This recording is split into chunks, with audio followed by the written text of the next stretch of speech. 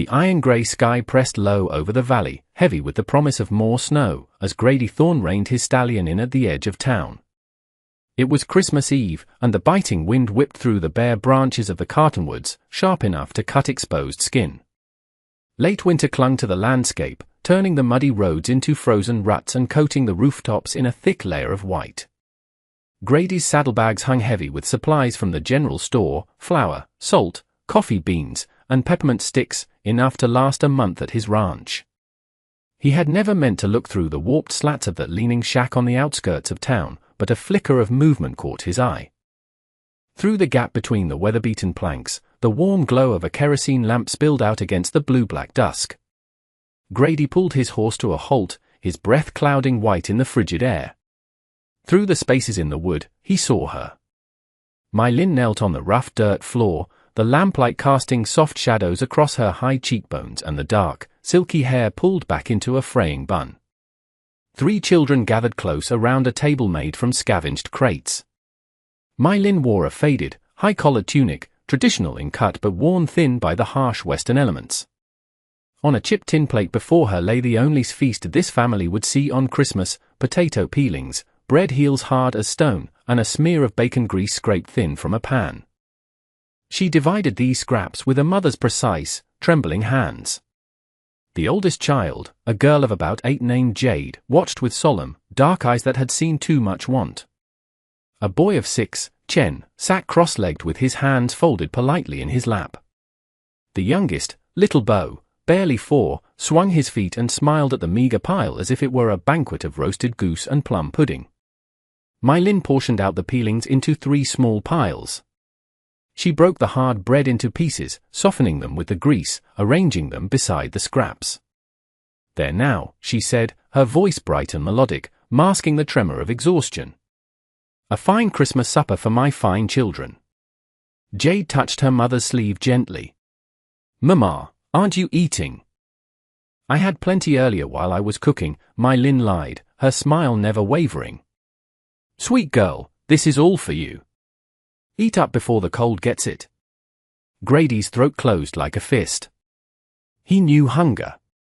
He had known it as a boy before his own mother's rough hands and his grit built what became the Thorne Ranch. But he had forgotten its face until this moment. He watched the way the children accepted scraps without complaint because they trusted the woman who served them. His saddlebags hung heavy with abundance, her cupboard stood bare as bone. Grady backed his horse away slowly, his heart hammering against his ribs. The children's voices drifted through the cold air, thanking their mother for the meal she had made from garbage. My Lin's laugh followed, warm, genuine, and defiant against the cruelty of their poverty. It was the sound of a woman refusing to let the world steal her children's joy. He rode toward his ranch as the sun set, painting the snow-covered hills in shades of violent violet and bruised orange. The land stretched wide around him, 300 acres of prime grazing, barns full of winter feed, and a house with more rooms than one man needed. He had built it all from nothing, proving every doubter wrong, succeeding beyond his boyhood dreams. But tonight, the emptiness of it struck him like a physical blow.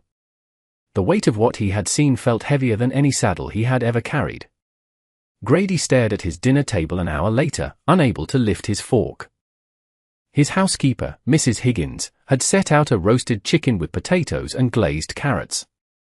Fresh bread, still warm from the oven, sat in a woven basket. Preserved peaches glistened in a china bowl. Steam rose from the dishes, filling the dining room with smells that should have made his mouth water. All he saw was My Lin dividing potato peels. "Mr. Thorne?" Mrs. Higgins stood in the doorway, concern creasing her weathered face. "Is the chicken not to your liking?" "It's fine," Grady said, pushing his plate away. "I'm just not hungry tonight." "Not on Christmas." She didn't argue, gathering the dishes with the quiet efficiency of a woman who had kept house for him for 5 years. When she left, Grady sat alone in the large room, the lamplight throwing shadows across walls that never heard children's laughter. He made his inquiries carefully the next morning, Christmas Day. The mercantile owner, Mr. Abernathy, was sorting inventory when Grady walked in. "My Lin?" Abernathy grunted, weighing a sack of grain. She keeps to herself. Husband was a laborer on the railroad, died in a rockslide near 2 years back. She stayed on. Takes in washing when she can get it, though not many folks in town want a Chinese woman touching their linens. It's a shame, really. She works hard. Family nearby? None. Just her and those 3 little ones, and Abernathy poured coffee beans into a grinder. She comes in for day-old bread sometimes. Pays with pennies. Proud woman. Won't take charity, and the town. Well, you know how this town is. They don't exactly roll out the welcome mat for her kind. At the counter, Mrs. Gable leaned in, her voice dropping to a conspiratorial whisper. Too proud for her own good, and too foreign for anyone else's. The church ladies tried to bring a basket once, but they made her stand on the porch to receive it like a beggar. She thanked them, but I haven't seen her take a handout since. Grady bought supplies he didn't need and left before his questions drew more attention. That night, he couldn't sleep. He paced his study while the wind rattled the windows, remembering things he had tried to forget. His mother's hands, red and cracked from scrubbing floors so he could eat. The winter they had nothing, absolutely nothing. Then, one morning, a sack of flour appeared on their porch. No note, no name. Just 50 pounds of flour that kept them alive until spring work came. He never learned who left it, but he learned what it meant. That sometimes mercy came from strangers. That goodness didn't require recognition. Cole stopped pacing and looked through the window. The stars burned cold and distant above his prosperous land. If he could help my Lynn without shaming her, without binding her with obligation or debt, he would. Before dawn on Boxing Day, Grady rose with resolution hardening like frost in his chest. He filled the largest wicker basket he owned. Eggs packed in straw, careful so none would crack. A 10-pound sack of flour. Bacon wrapped in butcher paper, thick slices from his smokehouse. Potatoes, 6 good ones without eyes or soft spots. 2 cans of milk. Dried apples. A small sack of sugar that cost more than it should, but would let those children taste sweetness. He wrapped everything in a clean cloth, tied it with twine, and left no note. The sky was still black when he saddled his horse. The stars were fading at the edges, dawn an hour away. His breath clouded white in the cold air as he rode toward town, the basket secured behind his saddle. No one stirred on the streets. The shops stood dark, windows reflecting nothing. Grady guided his horse through alleys he had never taken before, approaching my Lynn's shack from the back where fewer eyes might see. Her chimney showed no smoke yet. She would be sleeping still, conserving firewood, huddled with her children for warmth. The thought tightened something in Grady's chest. He dismounted quietly, his boots crunching softly on the frozen ground. The basket felt lighter than it should, though it held more food than he would eat in 3 days. He placed it on her doorstep, adjusting the cloth so the wind wouldn't disturb it. His hand shook slightly, though whether from cold or something else, he couldn't say. For a moment, he stood there imagining her opening the door to find abundance waiting. The shock on her face. Maybe tears. Gathering Jade, Chen, and Bo to show them the wonder of eggs and flour and sugar. The relief of a mother who could feed her children something more than garbage today. He retreated before light broke the horizon. Back at his ranch, Grady unsaddled his horse and stood in the barn as dawn painted the sky gold and pink. The empty stalls, the silent house, the land stretching away in all directions, he had built an empire but filled it with nothing that mattered. Maybe helping her family would fill something in him, too. He made a decision standing there in the growing light. This wouldn't be a single act of charity to soothe his conscience. Tomorrow he would bring another basket. And the next day. And the next. He would keep bringing them until she no longer needed him to, until those children grew round-cheeked and strong. 2 weeks passed in a rhythm that gave shape to Grady's mornings. He woke before dawn, filled the basket while coffee brewed, and rode different routes each day so no one would track the pattern. Sometimes he approached from the north, other times from the east, cutting through the frozen creek bed where cottonwood screened the path. The basket always came back empty. She left it on her doorstep, cleaned and folded, ready for the next delivery. The wicker gleamed like she had scrubbed it. The cloth came back pressed flat, creases sharp as if she had ironed it, though he doubted she owned an iron. Small signs of gratitude began to appear. One morning, instead of just the empty basket, he found a small origami crane perched on the handle. It was folded from a scrap of brown packing paper, but the lines were precise, the neck graceful. It was a piece of art made from trash. Grady pressed it between the pages of his ledger, a fragile gift from a woman he had never properly spoken to. He varied what he brought. Essentials always eggs, flour, bacon, milk, but other things, too. A jar of honey golden as sunlight. A tin of jasmine tea he had specially ordered from the city, thinking it might remind her of a home she hadn't seen in years. Once, late at night when he couldn't sleep, he carved a small wooden horse for the youngest child, sanded it smooth, and left it nestled among the potatoes. Sunday mornings, he saw her at church, though she always sat in the very last pew, isolated from the rest of the congregation. Mylin kept her head high, her children scrubbed and neat despite their threadbare clothes. She accepted no pity. When the hymns began, she didn't sing, but he saw her eyes close, finding peace in the music. She didn't know it was him leaving the baskets, but she was praying for her unknown benefactor. He could see it in the way her hand pressed to her heart during the silent prayer. Grady found himself arriving at church early just to watch her walk in. His housekeeper noticed the change. "You've been cheerful lately, Mr. Thorne," Mrs. Higgins said while serving breakfast one Thursday. "Whistling while you work. Haven't heard that since I don't know when." "Spring is coming," Grady said, which was true, but not the whole truth. One morning in the third week, he found a note tucked in the return basket. The paper was rough, the ink faint. "To my unknown friend, you have saved us. There are no words sufficient for such kindness. My children call you the winter spirit, but I know you are flesh and blood with a heart of gold. May the ancestors watch over you and return tenfold what you have given. Your grateful recipient."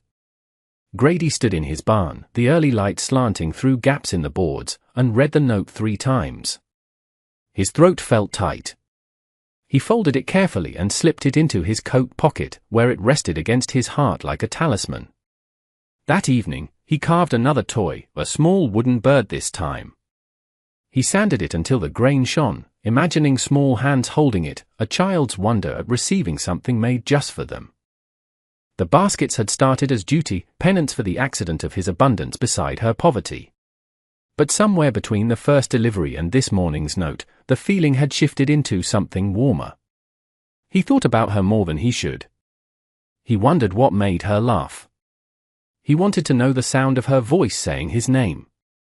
The first real signs of spring arrived in early March.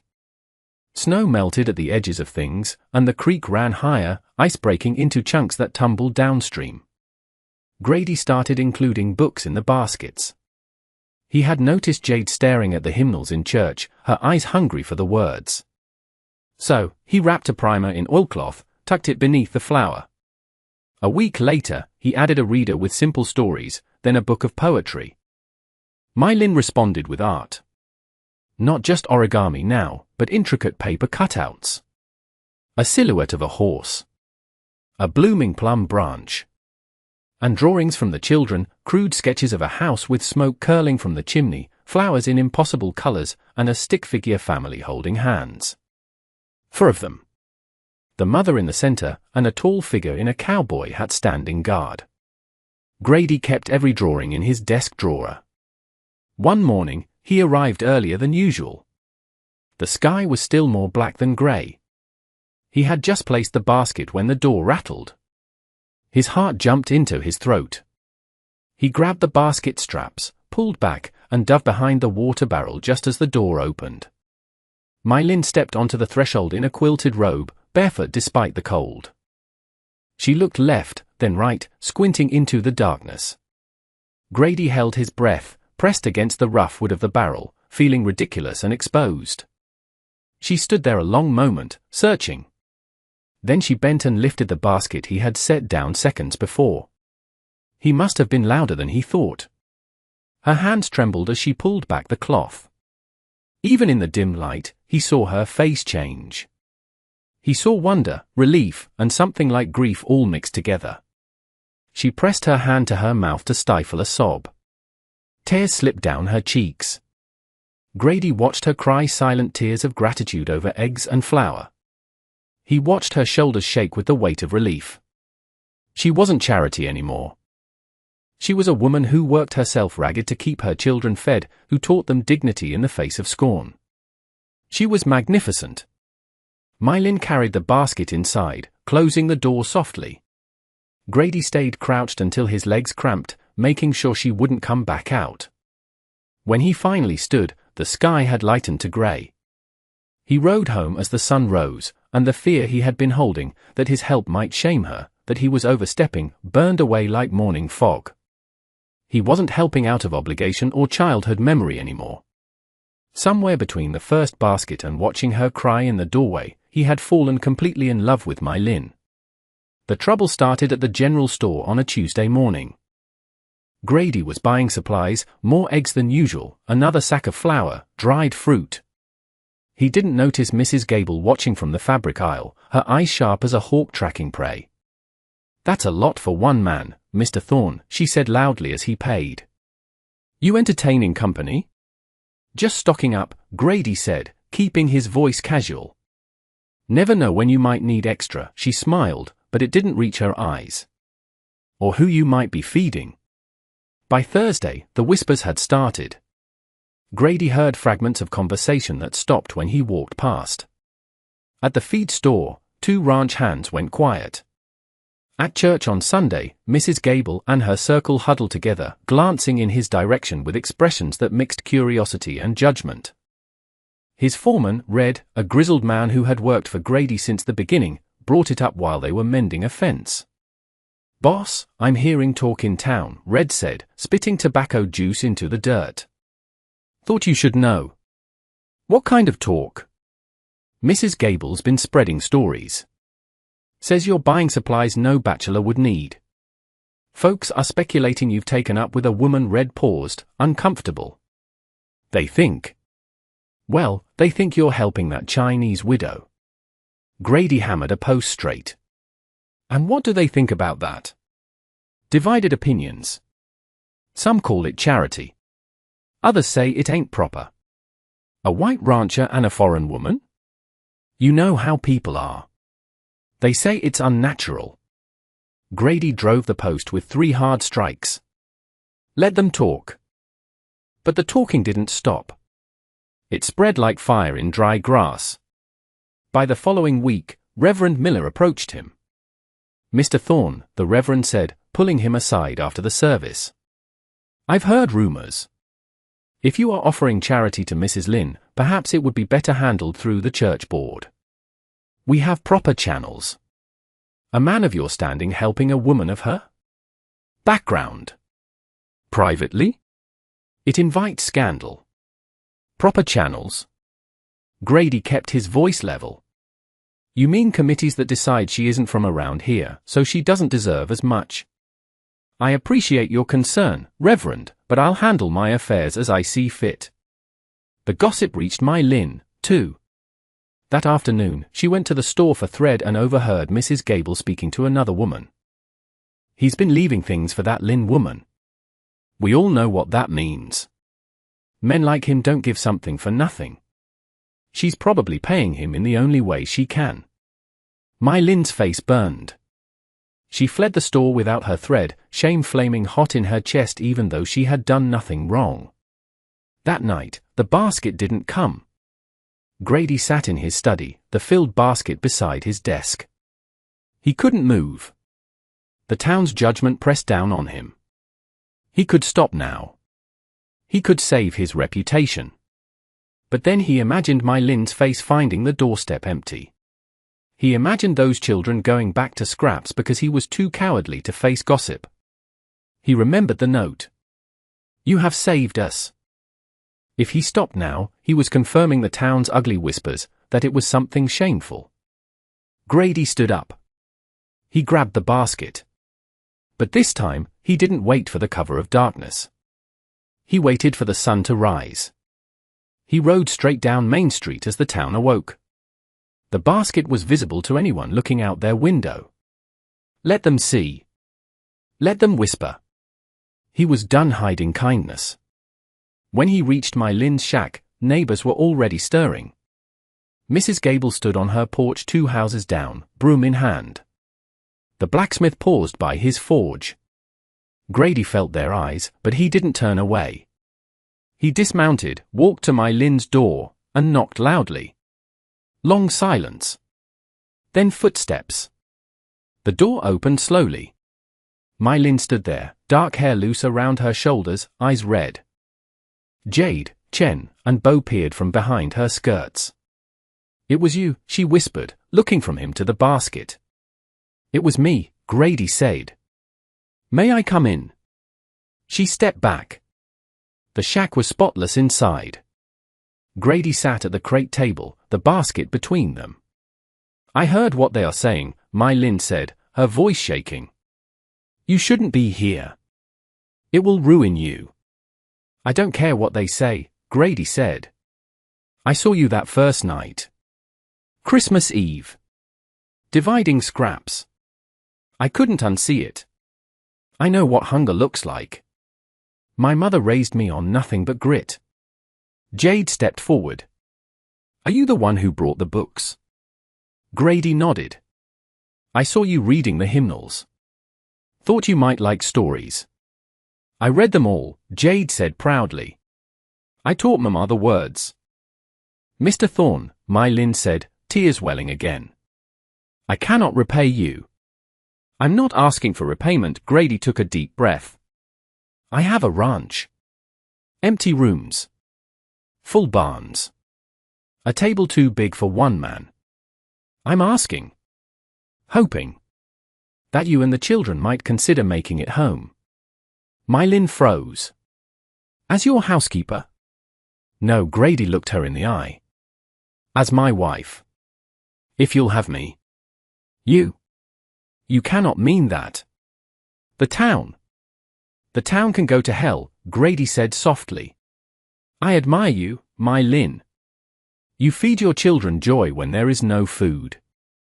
You hold your head high when they look down on you. That is not something to pity. That is something to honor. And I have fallen in love with you."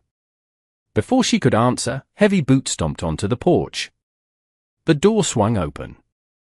Reverend Miller stood there, flanked by Mrs. Gable and the store owner. A small crowd had gathered behind them. "Mr. Thorne," the Reverend barked. "We need to discuss this situation immediately. This is improper."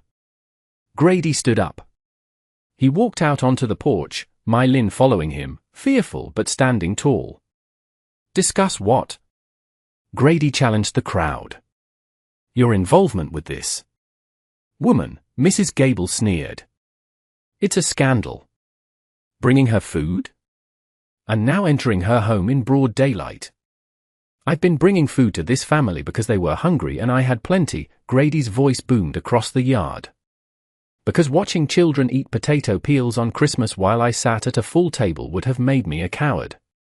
You want to talk about what's proper? What's proper about a whole town letting a widow and 3 children starve because she doesn't look like you?" Silence fell. Shame flickered on a few faces. "I'm not asking your permission," Grady continued. "I have asked Mrs. Lynn to marry me. To come live at the ranch. And anyone with an objection can bring it to me directly." He looked at my Lynn. She reached out and took his hand. Her fingers were trembling, but her grip was strong. "Yes," she said, her voice clear enough for everyone to hear. "I accept." Mrs. Gable opened her mouth to speak, but the blacksmith, a quiet man named Miller, stepped forward. "About time someone did the right thing," he grunted. He tipped his hat to my Lynn. Slowly, the crowd dispersed. The Reverend looked at Grady, then at my Lynn, and gave a stiff nod before turning away. 3 weeks later, spring had fully arrived. The snow was gone. Grady stood on his porch, watching My Lin plant a garden outside the kitchen window. She worked the soil with capable hands, planting bok choy alongside the potatoes, mixing the seeds of her homeland with the earth of her new life. The house rang with noise. Toys littered the study floor. My Lin's silk robe hung in the closet beside his duster. They had married quietly. No fuss, just promises spoken and meant. The town had shifted, not overnight, but gradually. People nodded when the Thorne family passed. The children from town came to play with Jade, Chen, and Bo, running wild across the pasture, indifferent to the prejudices of their parents. My Lin climbed the porch steps, dirt on her hands, smiling. The garden will be beautiful. You're beautiful, Grady said, catching her hand, dirt and all. Little Bo came running out, holding the wooden horse Grady had carved. Papa! Watch thunder jump. Let's see it, son, Grady smiled. That evening, they gathered for supper. Roast chicken, rice, and fresh bread. Abundance replacing scarcity. Jade said the blessing. Thank you for Papa, who found us when we were hungry. Thank you for Mama being happy again. And thank you for this good dinner. Later, under the stars, My Lin leaned against Grady's shoulder. I knew it was you, she admitted softly. Before you knocked. I prayed every night you would find the courage to step into the light. I thought I was saving you, Grady whispered, kissing her forehead. Turns out, you saved me. In the garden, seeds rested in the dark earth, waiting to grow. And on the porch, a family built not from blood, but from a basket of love and the courage to defy the world, watched the spring moon rise.